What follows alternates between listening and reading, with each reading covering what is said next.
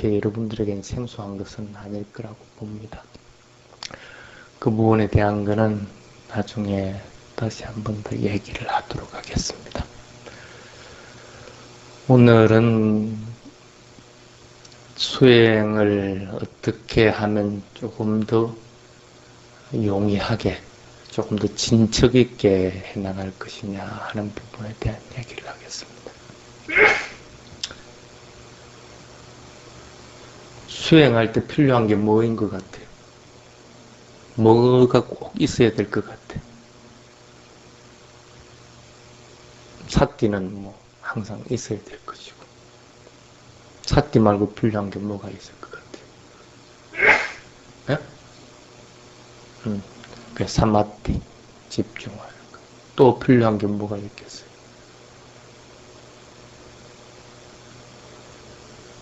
응? 위리야, 노력이라는 거. 또 뭐가 필요하겠어요?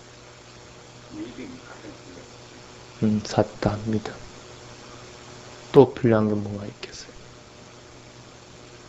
마음? 찢다. 뭐, 마음이 없으면 뭐, 아무것도 못하겠지? 빠냐. 지혜. 또 뭐가 필요하겠어요?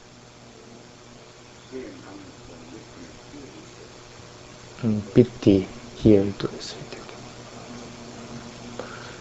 그 여러 가지가 있는데, 부차적인 게 있고, 수행에서 조화롭게 이루어져야 되는 것들도 있습니다. 물론 수행하는데, 기쁨도 있어야 되고, 즐거움도 있어야 되고, 뭐 여러 가지들도 있어야 됩니다. 그런데 이제 여러분들이 착각하는 부분들이 있어가지고, 그 부분에 대한 얘기를 좀 하겠습니다. 담마스쿨을 통해 가지고 이제 오력에 대한 것들은 이제 많이 설명을 들었습니다. 그 중에서 이제 여러분들에게 이제 부족하고 꼭 필요한 것들이 뭔가, 대부분 스님이 수행을 어떻게 하라고 그럽니까? 자선하고 경행 시간을 일정하게 유지하라 그럽니다. 자선을 1시간 했으면 경행을 1시간 하라. 반드시 그렇게 시간 배분을 균등하게 해야 된다는 얘기를 합니다. 그게 이제 수행에서 균형을 맞추기 위한 방법입니다. 아무래도 앉아서 수행을 할 것 같으면 집중하는 힘들이 더 큽니다. 그리고 걸어가면서 경영을 할 것 같으면 아무래도 움직여야 되기 때문에 발을 들어 올리고 내려놓고 하는 것뿐 아니라 몸이 흔들리지 않게끔 그렇게 노력들도 해야 되기 때문에 집중하는 것보다는 노력하는 것들이 좀 많이 배가가 됩니다. 그래서 보통 보면 자선과 경행을 하면서 서로 그렇게 집중하는 것 힘과 노력하는 힘이 이렇게 균형을 좀 맞춰줘야 됩니다. 그래서 이 두 가지가 균형이 안 맞으면 수행을 잘 해나가지 못합니다. 그래서 수행이 우선 잘 되려면 가장 먼저 염두에 둬야 되는 것이 집중하는 힘하고 노력하는 힘하고 균형이 맞아야 된다는 것이 필수적인 요소입니다. 그 다음에 이제 경전에서는 이제 필요한 것들이 믿음의 힘과 지혜의 힘이 필요하다 그렇게 얘기를 합니다. 근데 통상적으로는 이것은 여러분들은 한쪽으로 월등하게 치우쳐 있습니다. 무슨 말이냐 하면 믿음의 힘보다는 지혜의 힘들이 훨씬 여러분들이 큽니다.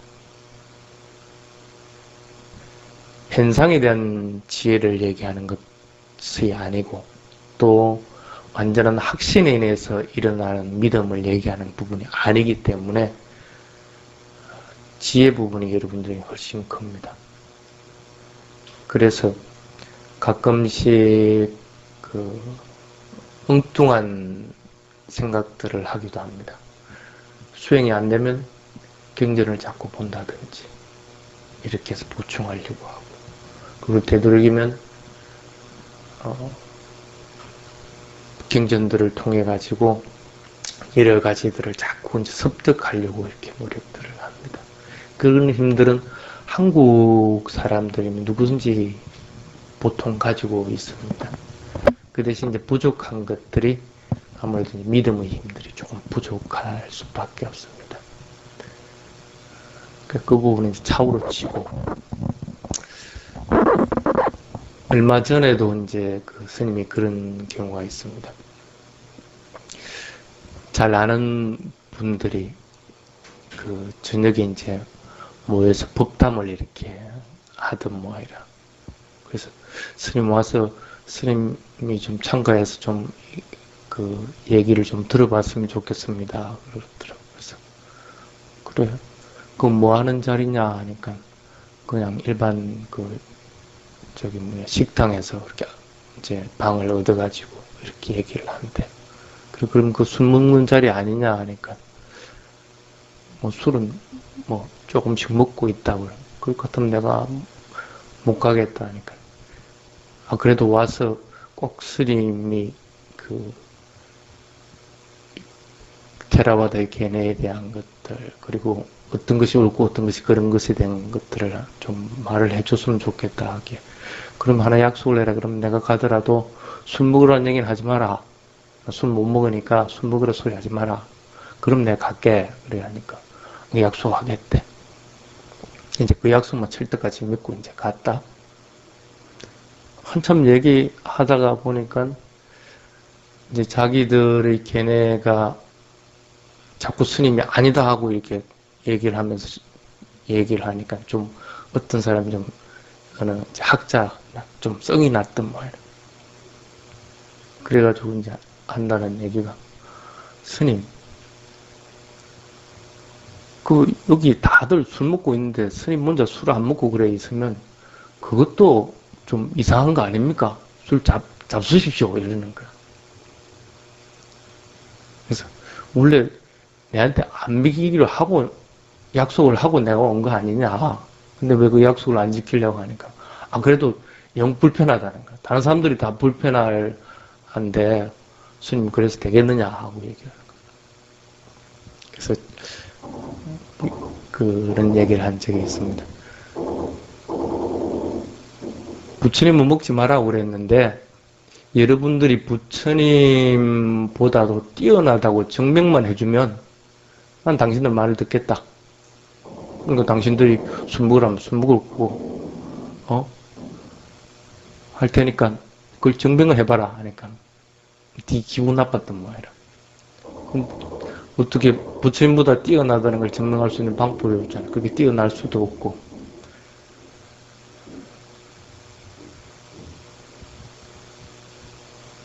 그 대부분의 사람들이 그런 경향들이 있습니다.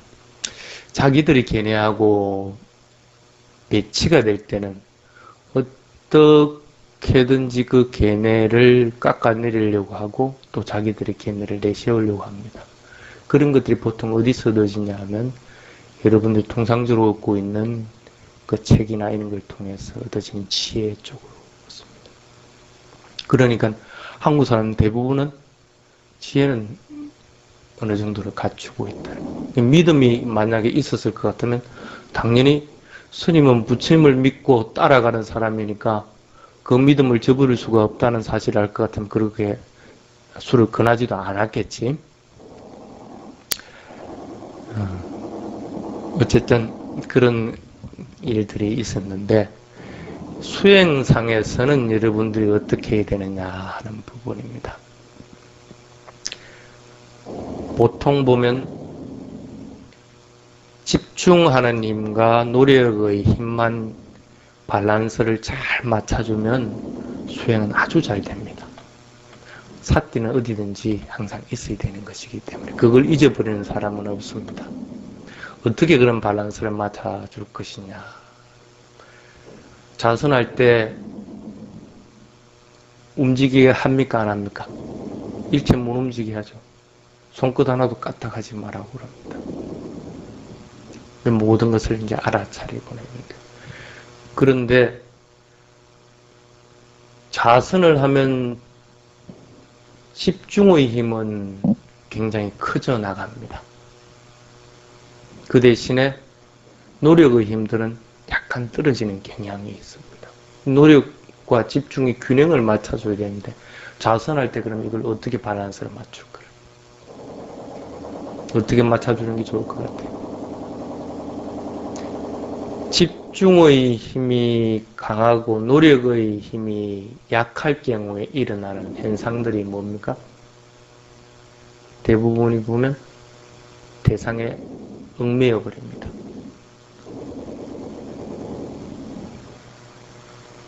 일반적으로는 명칭에 얽매이는 경우들, 그리고 일어나는 생각들로 인해서 그 생각에 푹 빠져버리는 경우, 이런 경우들이 보통 보면 집중이 강할 때 일어나는 현상입니다.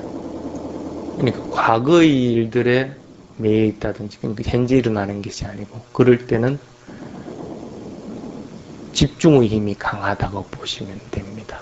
그리고 명칭을 사용하고 있는 분들은 명칭에 매여서 현상이 발견이 안 돼 나갈 때, 실제적인 것이, 그럴 때는 통상적으로 보면 집중의 힘이 훨씬 강합니다. 노력의 힘보다. 또 가끔은 어떤 경우들이 있습니까? 좁을죠. 앉아서 대상을 놓쳐버리니까 좁습니다. 뭐 심하게 존다고 할 것 같으면 문제가 좀 있겠지만, 그렇지 않고 깜박깜박 좁는 경우, 그런 경우를 보면 그 앞에 단계에서 집중의 힘이 노력의 힘보다 과도했기 때문에 그런 현상들이 많이 일어납니다. 그럴 때 어떻게 할 거냐? 쉽게 말하면 명칭에 얽매여 있다든지, 아니면 일어나는 생각에 탁 매여가지고 그렇다고 해가지고 그 생각을 계속 굴리고 있는 것은 아닌데, 그것에 계속 얽매여 있다든지 생각에, 또 가끔씩 이렇게 좁은 경우가 있다든지, 이럴 때 어떻게 할 것이냐? 어떻게 하는 것이 좋겠어요? 여러분들은 그럴 때 어떻게 그 장애들을 타파해 나갑니까? 스님이 분명히 노력보다는 집중의 힘이 강하기 때문에 일어나는 현상이라고 했습니다. 그러면 어떻게 해줘야 돼? 노력의 힘을 배가시켜줘야 되겠죠. 근데 노력의 힘을 배가시키려고 할 것 같으면 경영하는 것이 가장 좋은데, 경영이 아니라 손끝 하나도 까딱 못하도록 하는데 어떻게 할 거야? 대상을 자주 바꿔주는 수밖에 없습니다. 지금 현재 일어남 사라짐을 하고 있다. 그런데 앞에 얘기했던 그런 현상들이 난다. 그럼 어떻게 해야 돼? 대상을 더 많이 가져야 되겠죠. 일어남 사라짐 안점 다음이라든지. 다음 포인트를 갖다가 오른쪽 눈꺼풀, 왼쪽 눈꺼풀, 입술, 손, 엉덩이, 이런 식으로 명칭 포인트를 자꾸 늘려줘야 된다. 일어남, 사라짐, 안점, 다음 1번. 일어남, 사라짐, 안점, 다음 2번. 이런 식으로 포인트를 자꾸 늘려줘가지고 마음을 보다 활기 있게 만들어줘야만이 노력의 힘이 커져나갑니다. 그래야 집중의 힘과 밸런스가 맞아진다.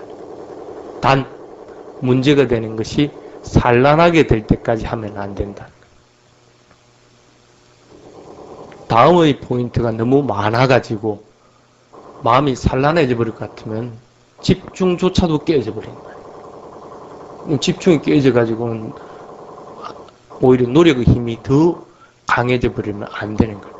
밸런스를 맞춰줘야 되기 때문에. 그래서 산란하지 않는 상태, 만약에 내가 다음 포인트가 한 4개 정도만 해도 충분히 그것을 알아차리면서 해나간다. 예를 들면 일어남, 사라짐, 안점 하고 나서 눈꺼풀 닿아있음, 다시 일어남, 사라짐, 안점, 입술 닿아있음, 일어남, 사라짐, 안점, 손이 닿아있음, 요 정도 3개 해가지고 명확하게 마음이 거기에 따라가지고, 그 다음에 다시 또 일어나면 사라짐, 안점, 다음 하면서 첫 번째 눈꺼풀 닿아있음, 일어나면 사라짐, 안점, 다음 하면 입술 닿아있음, 닿아있는 느낌을 갖다 자꾸 알아차려나가고, 이렇게 지속적으로 해 나간다고 할 것 같으면 노력의 힘이 반드시 집중하는 힘과 균형을 맞춰주게 된다. 그렇게 될 때만이 현상을 보다 명확하게 그리고 정확하게 대상에 집중을 하고 알아차리게끔. 그럴 경우에는 다시 안점다음을 떼버리고 일어나면 사라짐만 해도 됩니다. 그러면 틀림없이 그 속에서 현상들을 조금 더 세밀하게 발견을 해낼 수가 있습니다. 그리고 또 앉아서 자선을 할 경우에 오늘은 이 지하에 주차장 공사한다고 좀 시끄러. 어쩔 수가 없어요. 이게 앞으로나마 주차하기엔 좀 편해질 거예요. 저쪽 부분을 터버리고 이쪽 부분을 메꿔가지고 차를 좀 많이 되게끔 하니까. 또 앉아있을 때 무슨 현상들이 있습니까? 가장 여러분들 많이 하는 거, 망상 피우는 것들. 생각이 일어나면 그 생각 쫓아서 자기는 그걸 알아차리고 있대. 따라가면서 망상 피우는 경우들. 이럴 때는 뭐가 부족한 겁니까? 집중하는 힘. 노력의 힘들은 있는데 집중하는 힘들이 떨어지고 있다. 그럴 경우는 어떻게 되겠어요? 따라가다가도 멈춰버리고 대상을 단순하게 만들어야 됩니다. 대상을. 그래서 단순하게 그냥 일어나면 사라지면 계속적으로 어떤 경우들이 일어나도 생각이 자꾸 일어나다 하더라도 일단은 생각이 일어났어 하고 알아차리고 나서 그걸 완전하게 못 알아차렸다고 하더라도 일단은 주 대상인 호흡으로 만들어가도록 자꾸 노력해요. 그래야만 집중하는 힘들이 키워나갈 수가 있습니다. 그래서 자선을 하고 있다고 하더라도 이렇게 집중하는 힘과 노력의 힘이 반드시 균형을 맞춰줘야 됩니다. 그렇지 않으면 망상에 빠지든지 아니면 졸음에 떨어지든지 이런 현상들로서 이어지게끔 된다는 겁니다. 그 다음에 경영을 할 경우에는 어떻게 할 것이냐. 경영은 노력의 힘이 더 강화되는 현상입니다. 상대적으로 집중하는 힘이 약해지게끔 되는 거죠. 그런데도 여러분들 경영을 할 때 어떤 현상들이 있습니까? 생각 안 일어납니까? 생각이 일어납니다. 그리고 경영하면서 대상 놓치는 거 허다하게 있습니다. 들어 올리는 것은 알아차리는데 나가는지도 모르고 나가고 있습니다.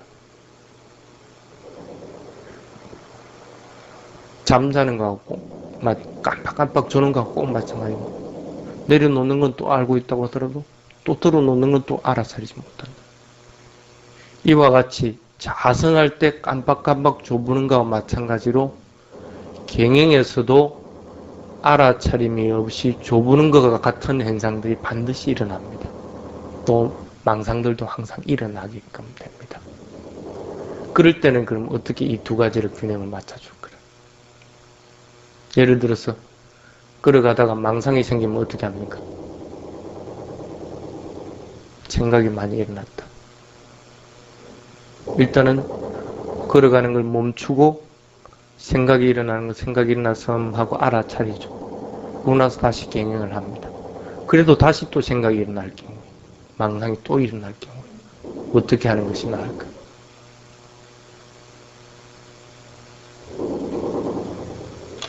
아까 자선에서 망상이 많이 일어나면 어떻게 하라고 그랬어요? 응? 예? 대상을 단순화시키라. 그러면 망상은 좀 잠재된다. 그럼 경영할 때도 마찬가지예요. 대상을 단순화시킬 수밖에 없다. 어떻게 대상을 단순화시키겠어요?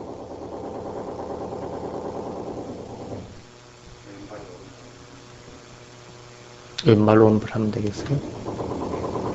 노력의 힘은 있는데 집중하는 힘들이 균형을 못 맞춰서 적기 때문에 일어나는 현상들입니다. 그럼 집중하는 힘을 키워줘야 됩니다. 그러면 어떻게 돼요? 되도록이면 보폭을 크게 가져주는 것이 좋습니다. 들어 올리고 나아가고 내려놓고. 근데 보통 여러분들 같은 거의 땅바닥에서 한 10cm나 떨어지나? 어떤 경우는 한 5cm도 안 떨어지는 경우, 거의 붙어가는 경우도 있어요. 이 폭을 좀 크게 해주라는 거예요. 크게 해야만이 집중하는 힘은 지속적으로 이어지는 힘들을 얘기합니다. 들어올 때 조금 더 지속적으로 들어올리지는 거, 알아차리 들어가고, 나아갈 때도 마찬가지고, 내려놓을 때도 마찬가지고. 그래서 이 보폭을 조금 크게 해줄 것 같으면 집중하는 힘이 커집니다. 그럴 것 같으면 생각하고 하는 망상들은 되도록 아니라. 왜? 마음 그렇게 하려면 이렇게 낮게 움직일 때보다는 훨씬 집중을 많이 해야 됩니다. 그렇지 않으면 몸이 흔들려 버리니까. 그러면은 걸어가다가 대상을 자꾸 놓칠 때는 어떻게 해야 돼요? 대상을 자꾸 놓칠 때. 그렇지 않으면 대상 자체 그냥 맹목적으로 들어올림 나아감 내려놓음 들어올림 나아감 내려놓음 이러고 현상이 하나도 발견 안 되고 할 때는 어떻게 해야 돼? 아까 자선에서는 어떻게 한다고 그랬어요? 뭐가 부족하다고 그랬어요? 네?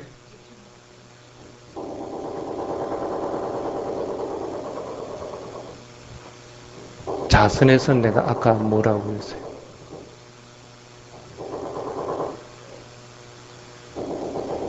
노력하는 힘이 부족하다고 그랬죠. 그러면 경행도 꼭 마찬가지입니다. 노력하는 힘을 키워주면 됩니다. 그리고 대상에 노력하는 힘을 갖다가 자꾸 키우려고 할 것 같으면 대상 자체를 명확하게 알아차리면 되는데 그게 안 되기 때문에 그런 거예요. 그럼 어떻게 해줘요? 되도록이면 경행하는 속도를 빨리 해줘요. 경행하는 속도를 빨리 해요. 그래서 지금 현재 여기서 여기 10m를 경행하는데 5분이 걸렸다. 왕복을 하는데 이 5분 걸리는 것 같아 1분으로 경행 속도를 빨리 해줘요. 경행 속도를 빠르게 하면 빠르게 할수록 마음이 다른데 달아갈 날 여지가 적어집니다.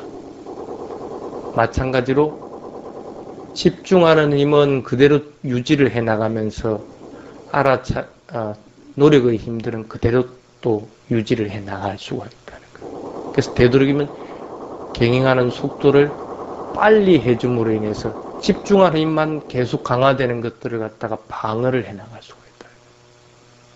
대부분 경행을 하면서 문제가 되는 것이 이 부분들입니다. 생각들은 잘 안 일어나는데도 대상 자체를 갖다가 놓쳐버리는 경우들이 많습니다. 앉아서 좁은 거하고 마찬가지로.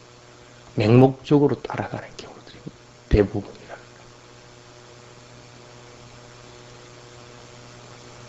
그럴 경우에는 경행 속도를 되도록이면 빨리 하라. 빨리 해서 집중하는 힘보다는 노력의 힘들을 키워줘야 되는 거예요. 그래야만 이게 균형이 맞아서요. 반드시 그럴 때야만 대상 자체를 명확하게 파악을 해나갑니다. 한번 예를 들어 볼까요? 발을 통상적으로 들어 올림, 나아감, 내려놓음 하고 나서 조금 있다가 다시 다른 발 들어 올림, 나아감, 내려놓음 이렇게 합니다. 이럴 경우에는 반드시 집중의 힘이 큽니다. 노력의 힘보다는. 그다지 노력 안 해도 가능합니다. 그런데 예를 들어서 좀 빨리 해서 들어 올리고 내려놓고 하고 나서 내려놓자마자 바로 마음을 뒷발에다가 줘가지고 바로 들어 올림. 두 개를 동시에 할 수는 없는 거거든. 한 발이 완전히 닿기 전에 뒷발이 들려버리면 두 가지 행상은 동시에 하는 것은 아니기 때문에 그건 안 되는 거야. 그럼 일단 발이 닿자마자 마음을 빨리 다른 대상, 뒷발에다가 둬가지고 뒷발이 들어 올리시고 내려놓고 그 다음에 다시 또 바로 다른 발에 들어 올리는 대로 가서 알아차리고 할 것 같으면 어떻게 돼? 노력의 힘이 더 배가 될 수밖에 없다. 집중은 그대로 있으면서 노력의 힘이 커지기 때문에 균형을 잡아지게 돼. 그렇게 되면 현상 자체를 분명하게 파악을 해나갑니다. 그래야만이 본질적인 특성들을 알아차려 나갈 수가 있게끔 됩니다. 이렇게 자선하고 경영을 할 때는 반드시 균형을 맞춰줘야 됩니다. 자선에서는 일어남 사라짐으로 하다가 한쪽이 균형이 안 맞으면 안점 다음을 첨가해서 균형을 맞추도록 하고, 경영에서도 들어올림, 나아감, 내려놓고 하는 것들이 균형이 안 맞아서 생기는 현상들이 일어나면 반드시 보폭을 좀 크게, 이 보폭을 얘기하는 게 아닙니다. 높낮이를 좀 크게 하고, 그리고 경영 속도를 조절해 가면서 균형을 맞추도록 해야 됩니다. 그래서 반드시 사띠, 사마띠, 위리야는 균형을 맞춰야 됩니다. 균형을 맞출 필요가 없는 것은 사띠입니다. 사띠는 어떤 경우든지 위리야에도 있어야 되고 사마띠에도 있어야 됩니다. 그래서 이 사띠는 강화되면 강화될수록 더 좋습니다. 더 명확하게 알아차리기 때문에. 그런데 사마띠하고 위리야는 반드시 균형을 맞춰야 된다. 요거는 하나 분명하게 기억을 해놔야 됩니다. 그 다음에 하나 균형을 맞춰야 되는 게 뭐라고 했어요? 사따하고 빤냐라고 했죠. 근데 여러분들 부족한 게 뭐라고? 사따 부분이라고 그랬죠. 지혜 부분 할 필요 없습니다. 그래서 되도록이면 수행하러 왔으면 다른 생각 일으키면 안 됩니다. 여분의 시간이 있다고 하더라도 책을 보려고 해서도 안 됩니다. 오히려 차라리 부처님 보면서 믿음을 더 키워주는 것이 낫습니다. 사타 부분이 반드시 여러분들 부족합니다. 내 거 아까워하지 않는 사람은 없습니다. 그리고 오늘 8개 받았죠. 8개 지키려고 마음먹는 사람도 적습니다. 수행하려고 하는 마음을 가지는 사람도 적다는 거예요. 사타는 바로 이겁니다. 부처님에 대한 믿음이라고 하는 것 자체는 어떤 거냐 하면 남에게 베풀려고 하는 마음들을 가지는 것들, 그리고 도덕적인 행위들을 바르게 세우려고 하는 것들, 수행하려고 하는 마음들을 가지는 것들, 이것으로 인해서 믿음을 키워나갈 수가 있습니다. 책으로서 키워지기도 합니다. 근데 그것은 지식이지 믿음을 가져다 주는 것은 반드시 되는 것은 아닙니다. 그래서 되도록이면 수행할 시간이나 평상시 때라도 책을 자꾸 접하려고 하는 것이 아니라 마음을 더 넓게 쓰는 마음들, 자비로운 마음들을 가지고 자꾸 나누고 베풀려고 하는 마음들을 가지는 것. 그리고 하나라도 부처님 말한 오늘 만약에 8개를 지켰다면 8개를 반드시 지키려고 자꾸 노력하는 것들. 5개를 받았으면 5개를 반드시 지키려고 하는 것들. 그리고 수행하는 시간을 자꾸 늘리려고 하는 것들. 이런 것들로 인해서 믿음을 키워나가게 됩니다. 알겠습니까? 너무 한쪽으로 치우쳐 있습니다. 나는 예외라는 것이 없습니다. 한국인이면 공통적으로 가지는 것들이에요. 그렇게 해서 균형을 맞추도록 해주시면 됩니다. 그래서 수행에서는 반드시 그래서 이 5가지가 균형을 잡아야 된다 하고 얘기합니다. 첫 번째는 위리야와 사마띠가 균형을 맞추도록 해야 된다. 두 번째는 사따와 빤냐가 균형을 맞추도록 해야 된다. 그런데 이 균형을 맞추는데 반드시 자꾸 더 키워줘야 되는 것은 사띠다 하는 사실을 맹심을 하도록 합니다. 수행하는 사람은 사띠와 사마띠와 위리야가 있으면 자동적으로 사따와 빤냐는 따라오게끔 됩니다. 수행하는 사람은 그래서 반드시 자꾸 키워줘야 되는 게 알아차림하고 집중하는 힘과 노력하는 힘들. 이 세 가지는 자꾸 키워야 됩니다. 그래서 키워야만이 그 힘으로 인해서 사타도 따라오고 판야도 따라오게 겁니다. 일반적인 판야보다는 현상에 대한 판야가 자꾸 따라오게끔 됩니다. 사타도 그냥 맹목적인 사타가 아니라 확신에서 우러나는 사타가 따라오게끔 된다. 이해하겠습니까? 자, 그리고 하나 더 여러분들에게는 이 부분에 대한 얘기를 해야 되지 않을까 하는 생각입니다.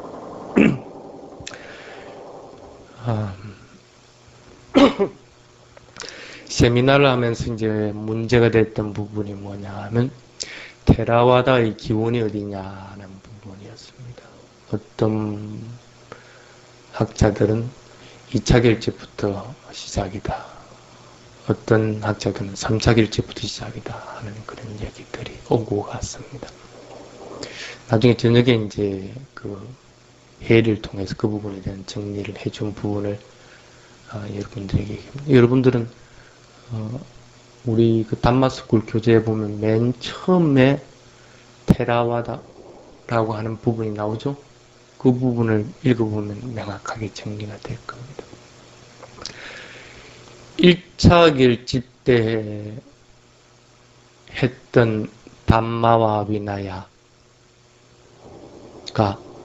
2차 결집 때 담마 비나야와 틀리는가 맞는가? 틀린 겁니까? 똑같습니까? 그럼 3차 결집 때 했던 담마 비나야가 1차 결집 때와 틀립니까? 다릅니까? 똑같습니까? 그럼 테라와다의 기운은 어디입니까? 그럼 정리가 됩니까? 왜? 1차 결집 때 분명하게 선언해놔놓고 가까이 결집의 마지막에 반드시 이어야 되는 개송이 있습니다. 그게 뭡니까? 부처님 말씀 하나라도 더하지도 말아라. 부처님 말씀 중에 하나라도 덜하지도 말아라. 빼지도 말아라. 부처님 말씀을 변형도 시키지 말아라. 딱 세 가지입니다.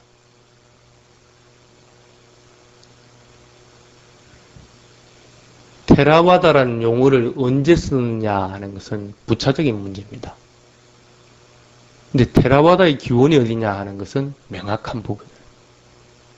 그렇기 때문에 테라와다는 부파불교가 될 수가 없는 것이고 그 이후의 불교가 될 수가 없는 겁니다. 부처님 당시 때부터 해왔던 것이고 1차 결집으로서 확정되고 변경 불가한 것들이 돼 있다.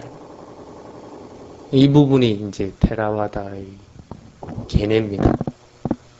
근데 여러분들은 그 견해들을 반드시 세울 필요성이 있습니다. 그렇지 않으면 어느 학자가 이런 얘기 한다 하면 그거 쏙 쏠린다. 또 어느 학자가 이런 얘기 한다 하면 그거 쏙 쏠린다. 실제적으로는 테라와다의 학자들은 이것은 토론의 논쟁거리가 안 됩니다. 다른 할 일들이 많기 때문에. 그거 말고도 얼마든지 논쟁을 해야 되고 하는 것들이 많기 때문에 이것은 논쟁의 거리가 안 됩니다. 어떤 경우는 논쟁을 하더라도 테라와다의 견해에서 봤을 때 논쟁의 주제를 잡는 것이지 그렇지 않고 대성불교적인 견해로서 논쟁거리를 잡지는 않습니다. 그 다음에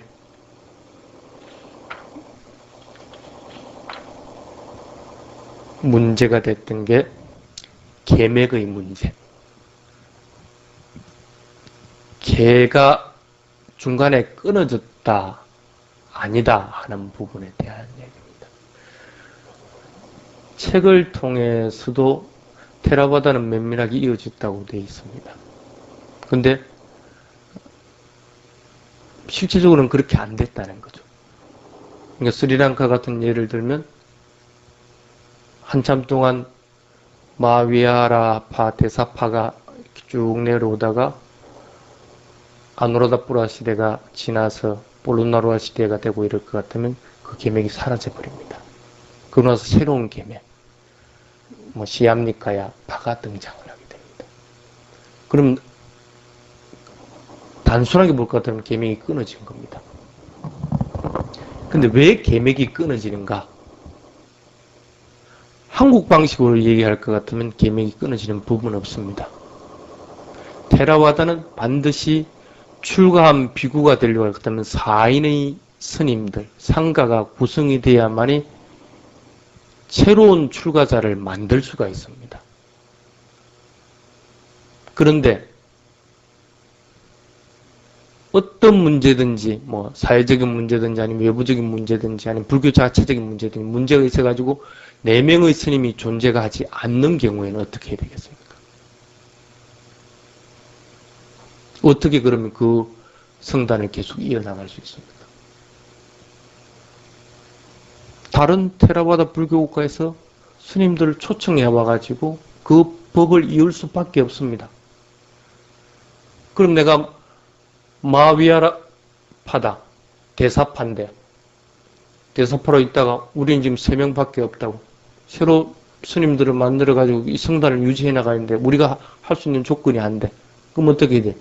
태국에서 스님들을 초청해 온다는 거예요. 초청해 오면 그 태국의 성단은 뭡니까? 시암파입니다. 시암파가 와서 전할 것 같으면 어떻게 돼요? 시암파가 이어지는 거라. 마위아라는 이미 끊어져 버리게 됩니다. 끊어져 버리고 시암 니카야가 새로 창종을 하는 형태가 됩니다. 그렇게 해서 성단이 이어져 나가요. 계맥이 끊어진 것처럼 보이지만 실제적으로는 그 스님들은 그 세 스님이 그대로 다시 시암파의 스님으로서 활동을 하고 그대로 이어져 나가게 됩니다. 그 세 스님뿐 아니라 다른 스님들까지 이제 추가를 할 사람들이 있으니까 이제 하나의 성단이 구성이 돼요. 그렇게 이어져 나오고 또 다른 나라에 그런 경우가 있을 것 같으면 여기서 또 나가서 계를 이어주는 거고 테라와다의 정신은 바로 그런 것들입니다. 어떤 경우든지 계맥이 끊어지면 살릴 수가 없습니다. 대표적인 것이 비구니 성단은 완전히 끊어져 버렸습니다. 여기에 만약에 세 비구니 스님이 있었는데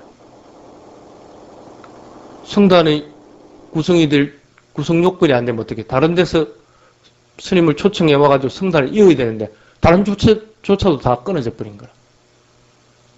그럼 어떻게 해야 돼? 이 세 스님은 성단을 더 만들어 나가지 못합니다. 그러면 세 스님이 있을 때는 어쨌든 비구니 스님이 존재를 하는데 이 세 스님이 돌아가시고 나면 어떻게 돼? 성단이 완전히 끊어져 버려요. 그래서 지금 현재 비구니 성단은 만들 수가 없게끔 이을 조건이 안 되기 때문에 만약에 비구 성단이 그렇게 했다 할 것 같으면 당연히 그것도 비구 성단도 이 세상에서 없어져 버린다. 다행히 불교의 역사에서 그런 적은 없었다는 거예요. 스리랑카에가 그런 성단이 이을 조건이 안 되면 다른 나라에서 그런 조건이 돼가지고 거기서 이어오는 거고 또 다른 나라도 마찬가지로 그럴 조건이 안 되면 또 스리랑카나 버마에서 또 와서 있게 되고 이렇게 해서 면밀하게 서로 보완관계를 가지면서 성단은 지속적으로 이어져 간다. 그것이 테라와다의 개념입니다. 그렇기 때문에 지금 현재는 비구니 성단을 만들 수도 없고 또 비구 성단은 파는 틀릴지라도 성단 자체의 역사로 봤을 때는 하나의 성단이에요. 그게 테라와다의 성단이 그대로 이어지는 것이라는 그런 개념입니다. 그래서 역사적으로 그 계맥이 끊어졌다는 것은 있을 수가 없는 부분이다 하는 부분이고 그리고 용어의 사용의 문제에서는 그 상자부 불교 상자부라 할 것 같으면 부파를 얘기합니다. 그 용어는 쓰지를 않습니다. 그래서 여러분들도 앞으로는 상자부라는 용어는 쓰면 안 됩니다. 한글로 번역한 걸 상자라고 하는데 테라와다라고 하는 용어 자체는 상자만 뜻하는 것은 아닙니다. 여러 가지 의미를 띠기 때문에 되도록이면 뭐 초기 불교, 상자 불교, 근본 불교 남방불교 이런 용어보다는 그냥 그대로 테라와다라고 쓰는 것이 오히려 합당할 것 같습니다. 여러분들도 수행 이름을 뭐라고 그럽니까? 윗바사나라고 그러죠? 그건 마찬가지입니다. 테라바다도 고유한 이름으로서 써주는 것이 합당할 것 같습니다. 그래서 그런 문제들을 여러분들이 분명하게 알고 넘어가도록. 논쟁은 얼마든지 있을 수가 있는데 논쟁과 파상과는 분명하게 틀립니다. 논쟁을 통해서 테라와다는 그 순수성을 항상 유지해 나갔습니다. 그래서 테라와다의 개념들을 가지게끔 됩니다. 적어도 여러분들이 테라와다에서 공부를 하고 수행하는 사람이면 테라와다의 개념가 무엇인지조차는 분명하게 인식할 필요성이 있다. 다음에 시간이 되면 이 부분에 대한 걸 조금 더 자세하게 얘기를 하도록 하겠습니다. 그래서 우리 담마스쿨 교재들을 자꾸 옛날 거에서 넘기지 말고 다시 한번 꺼내서 읽고 되새기도록 그렇게 하시기 바랍니다.